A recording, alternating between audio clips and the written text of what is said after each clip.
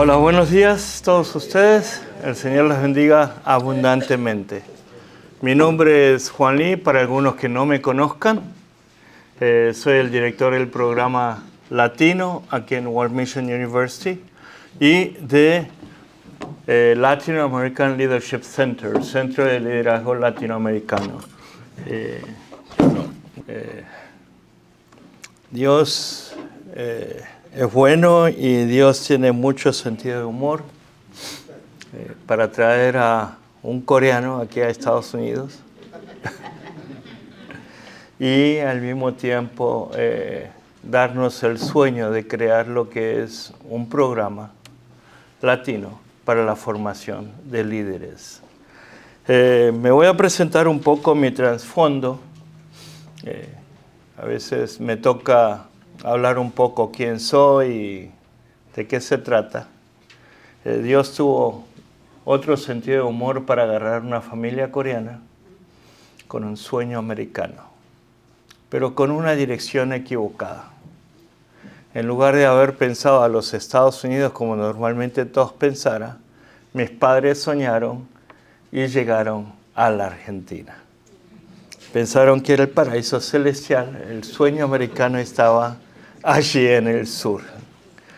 Así que se fueron para allá en los años 1975, lamentablemente pronto se dieron cuenta que ahí no estaba el sueño.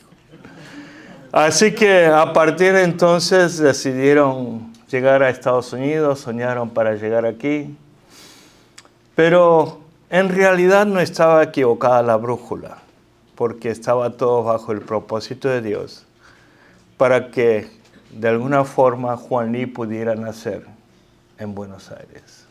No físicamente, sino de corazón. Dios me dio la identidad latinoamericana, un poco deformando el Juan, el argentino, el Che, el pibe.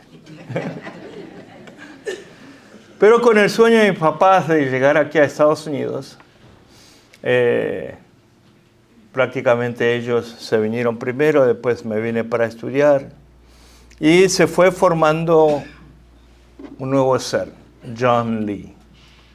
En lugar de Juan, el John es educado en los Estados Unidos y tiene un poco del gringo en sí, a través de la educación.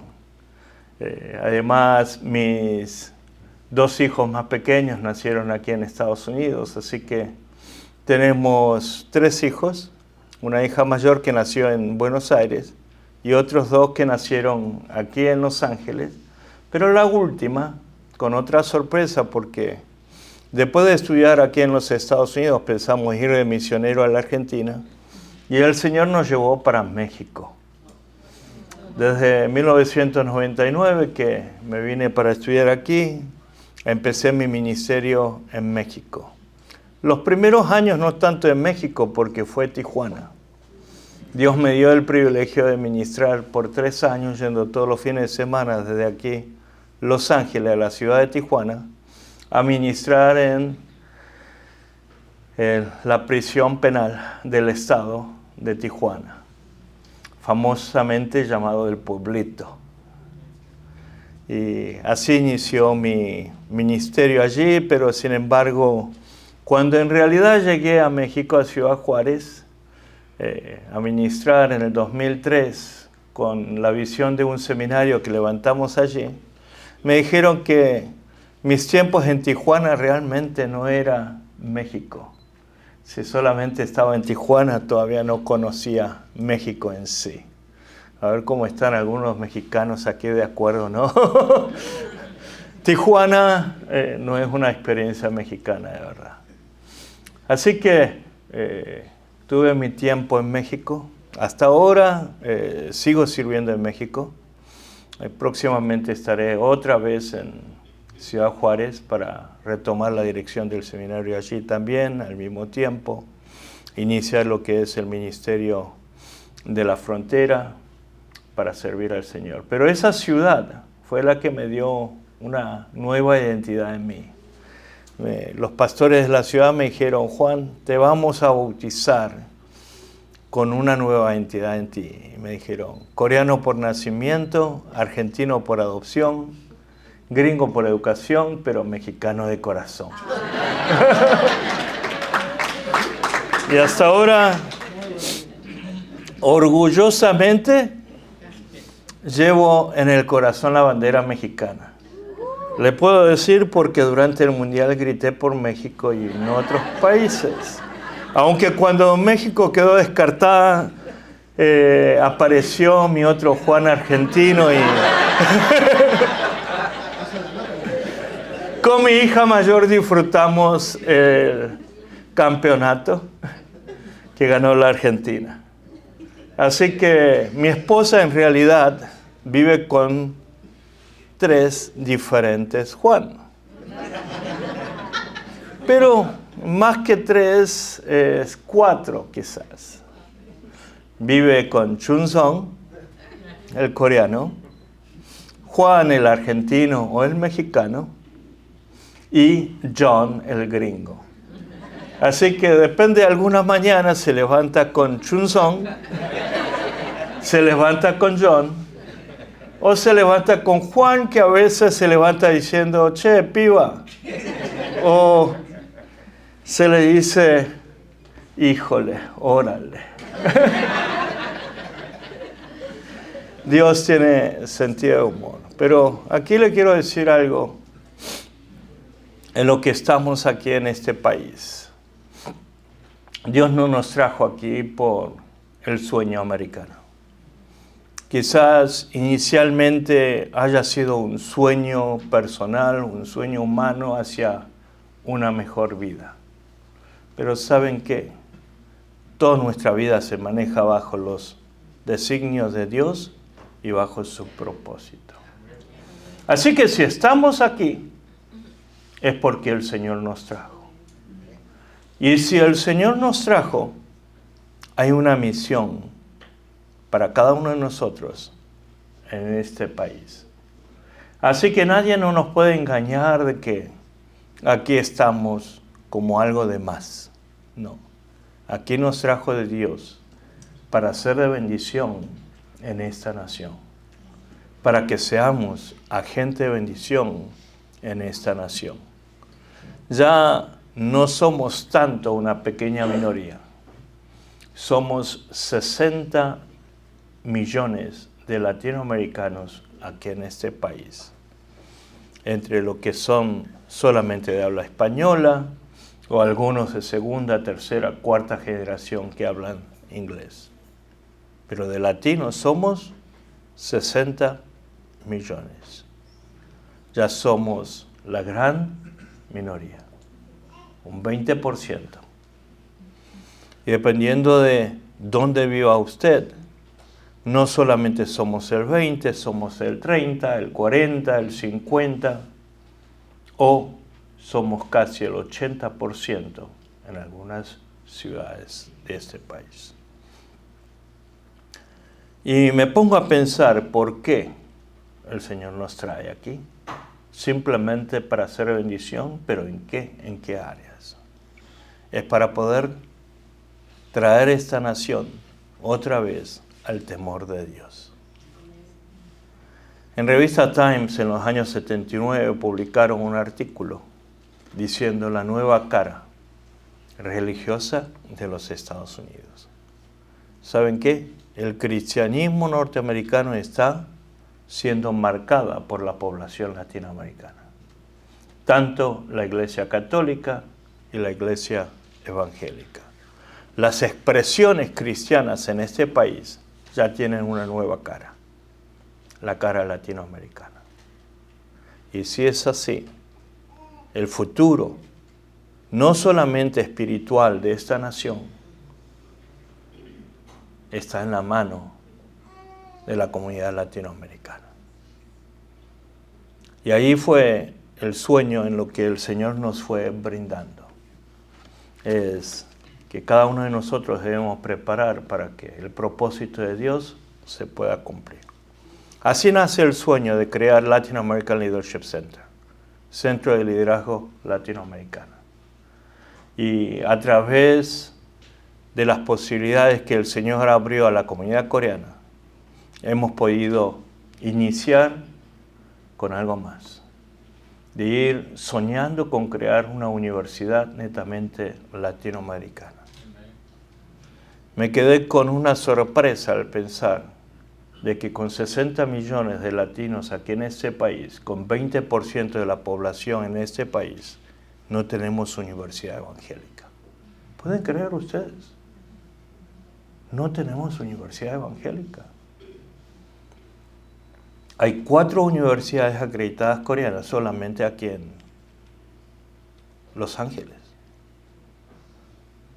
Y es una pequeña minoría. Pero con 60 millones no tenemos universidad. Así que hemos podido negociar con las universidades coreanas y estamos iniciando esta etapa. No tiene mucho tiempo, es nuevo. Tenemos nada más que 5 años de venir soñando con esto y tuvimos la primera graduación oficial de licenciados de BA aquí el año pasado. Estamos esperando la segunda generación de bachelors, sin contar lo que han sido los programas de certificaciones y asociados en arte. Hoy estamos ofreciendo no solamente el bachelor, sino estamos ofreciendo también el master's. Y a través de diferentes esfuerzos, becarios y acuerdos, la gran mayoría de latinos que tenemos un ingreso bajo pueden calificarse para el Pell Grant. Y con el Pell Grant poder estudiar casi completamente, gratuitamente, si ustedes gozan de la tarjeta de residencia o son ciudadanos. Eso son lo que Dios está haciendo. Y quiero abrir esta invitación para que seamos desafiados para prepararnos. Este país provee oportunidades. Aprovechemos si estamos aquí. Preparémonos. No importa la edad. Es simplemente decir sí al Señor y atreverse con Él, a soñar con Él. Creo que es el tiempo de soñar con Él. Y ahora sí voy a entrar directamente con el tema, que es el tema de hoy, y como estuvo hablando, dándole bienvenida al pastor Edgardo, cómo nace toda esta apertura. Es un tema completamente nuevo. Nunca he pensado en dar una conferencia sobre este tema.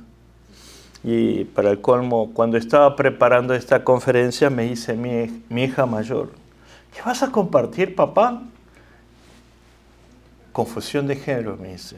¿Really? Porque mi especialidad no es mi especialidad es parte de la cultura. Soy profesor de misiones.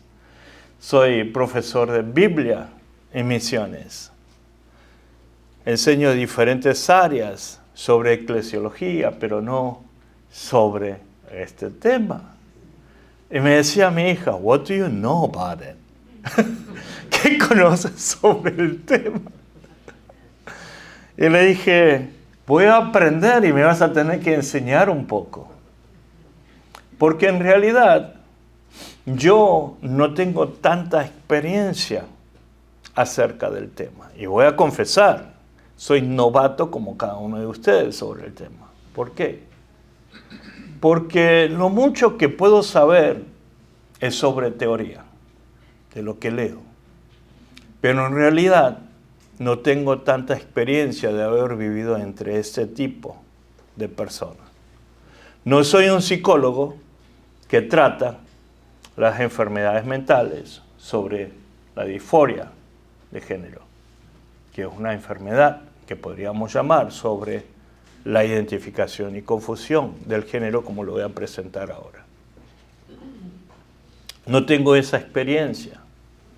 Para el colmo de los colmos, tengo que confesar de mi pecado, porque para mi hija mayor soy un hipócrita. Me dice: papá, desde muy pequeña me enseñaste a que debemos condenar el pecado, pero tener amor y compasión por el pecador. Y debemos entenderlos a los pecadores. no condenar a la persona por su pecado, sino amarlos en el amor de Cristo, enseñarles y trabajar con ellos. Pero me dice, tú no cumples, eres hipócrita, papá. Ay, qué duro que le diga a su hija eso. Y le pregunto, ¿por qué dices eso? Y me dice, porque en realidad no puedes amar tanto al pecador. Tú no amas tanto al pecador. Y me quedé mirando otra vez. Y quería entender qué es lo que está pasando. Y me dice, tú no puedes entenderles a la gente que tiene problemas de género. Hoy nosotros, dice ella, en todas las áreas de nuestra vida, vivimos con la gente que tiene confusión de género. Que no saben quiénes son gays, son lesbianas. Y es parte de nuestra vida hoy. En nuestros trabajos, en donde vayamos, en las universidades, ellos están presentes. Pero yo no podría traer a ninguno de mis compañeros gay o lesbianas, porque tú no la vas a recibir como alguien normal. Ya lo vas a ver con una cara rara. Más si se sientan al lado tuyo y me imagino si pones su mano sobre tu hombro.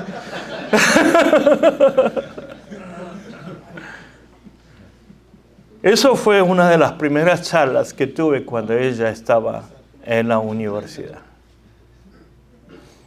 Y nunca pensé que me iba a llegar un día a compartir un tema sobre este. Confusión de género. Quiero ir a la primera pantalla. Y es uno de los programas televisivos que nació en 2009. Cuando empezamos con esta charla con mi hija, ella me recomendó a ver este programa. Me dice, papá, vas a tener que ver un programa para poder entender qué es lo que está pasando en la sociedad. Porque tu vida está siempre en la iglesia, tu vida está en misiones, así que no tienes la menor idea de lo que realmente está pasando en nuestra sociedad y en el tema de la familia. Se llama Una familia moderna. Modern Family. ¿Cuántos de ustedes lo conocen este programa? Algunos pocos. Anduvo por 11 años como uno de los programas más populares en la TV americana. Y es presentar lo que es una familia, ¿qué? Moderna. La familia típica, el modelo típico de la familia que todos nosotros conocemos es una familia, ¿qué? Antigua. ¿Pasado de qué? De moda. Y ahí presentan la nueva familia. Para mí es una familia caótica. Caos total. El abuelo casado con una muchacha que está en la figura central, la actriz colombiana. Así que el abuelo se casó con una muchacha joven que latina. El papá gringo. Su hijo tiene una pareja que es hombre. Adaptaron una pequeña japonesa. Aquí no veo la figura de la japonesa. Ahí está. Ah, ustedes ven mejor que yo. Ahí está escondida. Y pinta una familia que podría decir que lo menos que tiene es normal. Y dice que es una familia, ¿qué? Moderna. Por 11 años ha estado cultivando en la mentalidad juvenil norteamericana que eso es normal. Es normal que un hombre se case con ¿qué? con otro hombre. Es normal que una persona mayor se pueda casarse con una muchacha joven. Es normal presentar todos los problemas de la familia del día de hoy como algo regular. Más tarde empezamos con algunos problemas serios. Próximo, Bruce Jenner, un atleta, ganó en los Juegos Olímpicos con medalla, una persona muy popular, y de repente, ¿qué pasó? Salió del gabinete, como dicen algunos, y no solamente eso, se cambió por Caitlyn Jenner. Géneros que presentan en el día de hoy. La elección es tuya. ¿Y saben qué? Ya próximamente ya estamos. La ley abre completamente a la decisión de ellos. Y ustedes como papás no tienen decisión de meterse sobre ellos. Es algo ridículo porque para manejar tiene que cumplir ¿qué? 18. Para tomar tienen que cumplir ¿qué? 21. Pero para cambiarse de sexo no hay problemas de límite. Es lo más ridículo que hay. El Papa Benedicto XVI, el próximo, habla sobre la ideología de género. Joseph Ratzinger dijo: la ideología de género es la última rebelión de la criatura contra su condición de criatura. Con el ateísmo, el hombre moderno pretendió negar la existencia de una instancia exterior que le dice algo sobre la verdad de sí mismo, sobre lo bueno y sobre lo malo. Con el materialismo, el hombre moderno intentó negar sus propias exigencias y su propia libertad, que nacen de su condición espiritual. Ahora, con la ideología de género, el hombre moderno pretende librarse incluso de las exigencias de su propio cuerpo. Se considera un ser autónomo que se construye a sí mismo, una pura voluntad que se autocrea y se convierte en un Dios para sí mismo. ¿Cuál es el tema? Tú puedes llegar a ser ¿qué? Dios, si tú quieres. Es tu opción. Próximo, debemos entender un poco la diferencia entre sexo y género. Los cambios de la cultura secular también están transformando nuestro vocabulario. Por ejemplo, el término género ya no significa solamente masculino y femenino, porque usábamos de una forma que inversa entre sexo o género. Eran palabras distintas, pero lo usábamos como si fuese igual. ¿Por qué?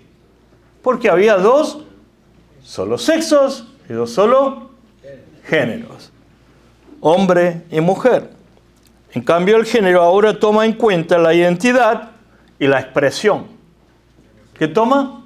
La identidad que le quiera uno dar y su expresión que quiera dar sobre la sexualidad. ¿Qué implica? Según Healthline, hay 64 términos que describen el género. Si yo tuviera que explicar esas 64, no terminaríamos más. Y además creo que cada día vamos a ver más y más, porque simplemente toman en cuenta que su expresión. Así que hay una verdadera confusión de ¿qué? De género. Aunque yo me quiera estudiar los diferentes géneros, tomaría todo un curso para poder entender ¿qué? La cantidad de géneros que tenemos en el día de hoy. No solamente eso, sino que el sexo es algo también que nos trae la confusión. Sexos biológicos, ¿cuántos sexos hay? 2, pero dicen hoy en New York Times hay 5.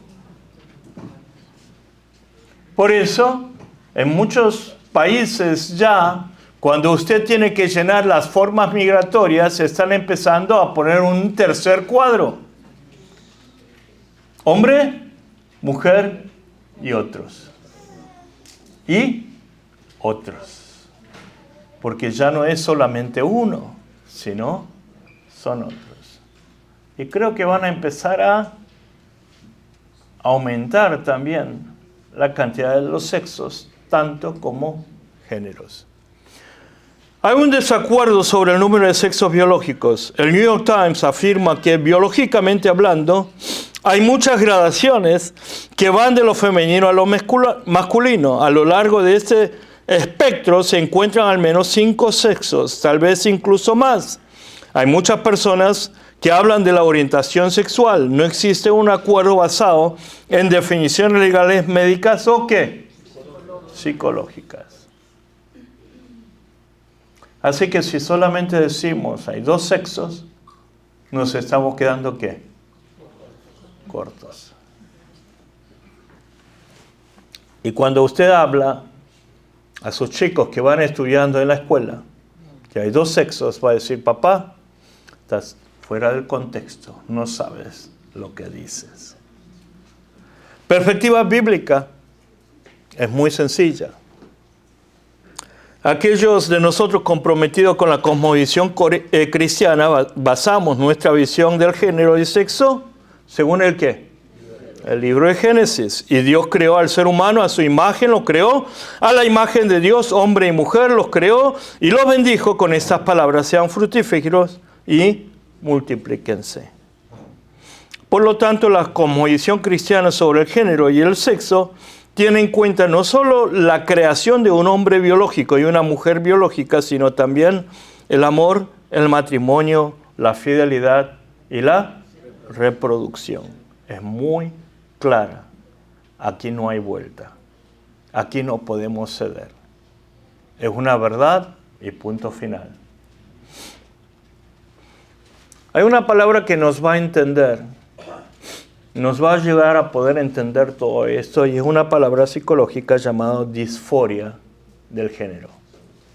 La palabra disforia es un término clínico usado para el malestar o la insatisfacción. La disforia del género es la sensación de que la identidad emocional y psicológica no coincide con el sexo biológico con el que uno nace. Esto nace del pecado del ser humano. El pecado nos da pie a la disforia. 2 tipos, dicen los psicólogos. Uno es temprana. La disforia de género de aparición temprana consiste en la incomodidad que alguien siente con respecto a su sexo y que comienza desde la primera infancia, generalmente entre las edades de 2 y 4 años. Los psicólogos dicen que la sexualidad en el ser humano se va formando en esta etapa. Desde que cuando tiene 2, ¿a cuánto? A 4 años. Así que la educación preinfancia es súper importante. Todo lo que le vayamos a entender en esa etapa es muy importante. Lamentablemente, la familia de hoy está tan ocupada haciendo tantas cosas que en esta etapa le ponemos menos atención en nuestros hijos. Porque pensamos que el tiempo de cuidar es punto final. De darle comer para que no llore Y no tenemos ningún tipo de educación, en realidad, enfocada a este periodo. Aún en las iglesias, a los de 2, 4 años, ¿qué hacen? Guardería. Solamente darle algunos cuentos, ponerle música, juegos, para que se puedan entretener en esa etapa. Así que estamos perdiendo, ¿qué? Una guerra muy grande.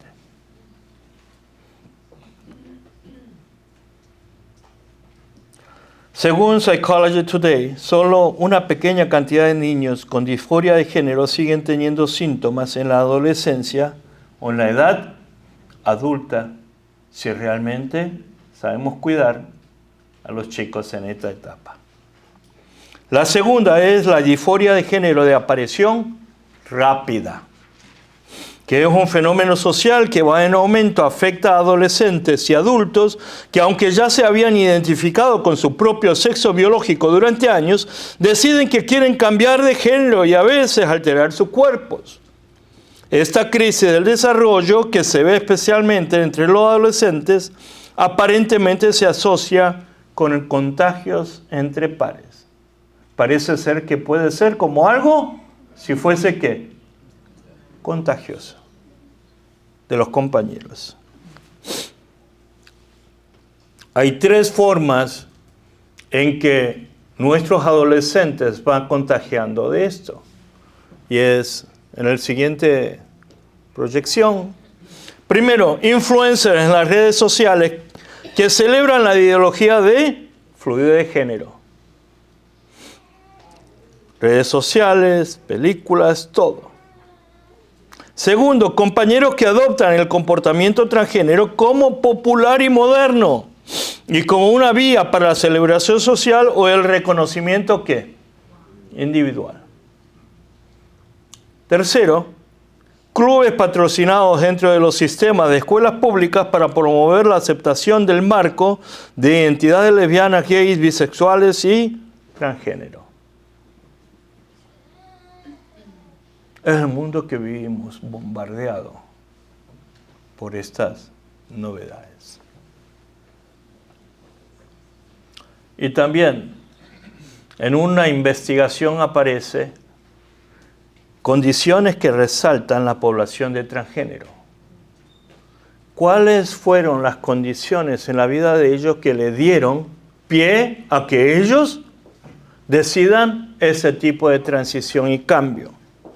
Las siguientes condiciones se encuentran en mayor número dentro de la población trans.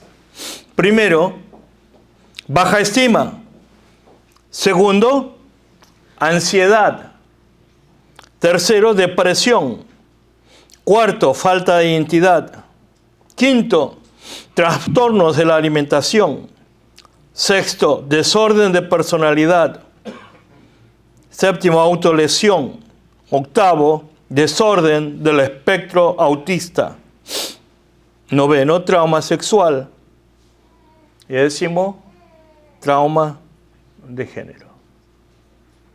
Algunos de estos puntos son las cosas que todos nosotros también pasamos de adolescentes, ¿sí o no? Pasamos cuando somos adolescentes, después algunos lo pasamos cuando estamos entrando, las mujeres en la menopausia, el hombre en la andropausia y trata de lucharse con la identidad de uno. Pero aquí no es en el tema de que uno termina luchando con la identidad, ¿qué hice? ¿Quién soy? Sino aquí, básicamente, ese quién soy termina siendo algo más. La cosa es que no le estamos dando atención a nuestros niños, tanto en la familia y tanto en la iglesia. Recuerdo que cuando llegué a ser pastor de jóvenes, en aquel viejo tiempo, cuando ingresé al seminario, abrimos una conferencia sobre el sexo. ¿Recuerdan esos tiempos? ¿Cuándo debemos enseñar sobre la sexualidad a los chicos? Y ¿cuándo debemos enseñar de que hay dos sexos y qué implica las relaciones sexuales, para poder llegar a las relaciones prematrimoniales y esos temas. Hoy, los temas prematrimoniales ya es algo normal. Las relaciones, la gente joven lo toma como algo normal. Y el chiste hoy, en lo que está saliendo en muchos medios, es que tenemos que estar agradecidos si nuestro hijo trae una novia o nuestra hija trae un novio. Hay una gran necesidad que no lo estamos atendiendo. Necesitamos aprender para poder enseñarle también. Hay mucho que trabajar. Y quiero terminar dando 3 pautas básicas en lo que debemos dar los pasos iniciales. Primero, iniciar en casa e iglesia una educación sexual temprana, coherente y apropiada ¿para quién? Para la edad de cada uno. El papá tiene que trabajar con el hijo, la mamá con la hija.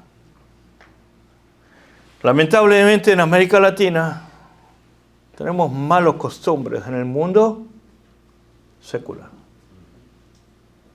Yo cuando crecía en la secundaria recordaba a algunos compañeros míos que venían orgullosamente ahí a la clase diciendo: hoy mi papá me llevó a debutar. ¿Qué significa eso? ¿Algunos de ustedes crecieron con esos dichos? En toda América Latina, desde México hasta Argentina, es algo normal. No solamente ahí, sino en muchos países de Asia es algo que normal. Una educación equivocada. Lo que nos enseñaba nuestro papá es comportarse como un animal. Porque esos son lo que los animales hacen. Y como Jesús comenta, lo que va a suceder lo que sucedió en los tiempos de Noé, el hombre comía, bebía y tenía sexo. No son pecados graves. Comer, beber, tener sexo. Uno diría, ¿qué problema hay para que Dios decida traer el gran diluvio y terminar con la humanidad? ¿Saben cuál es el problema? Que fuimos creados en la imagen y semejanza de Dios, y lo que el hombre únicamente hacía es comportarse como un animal. El hombre, sin el Espíritu de Dios, ya no está en la imagen y semejanza de Dios, sino vive solamente como un animal, un perro caliente.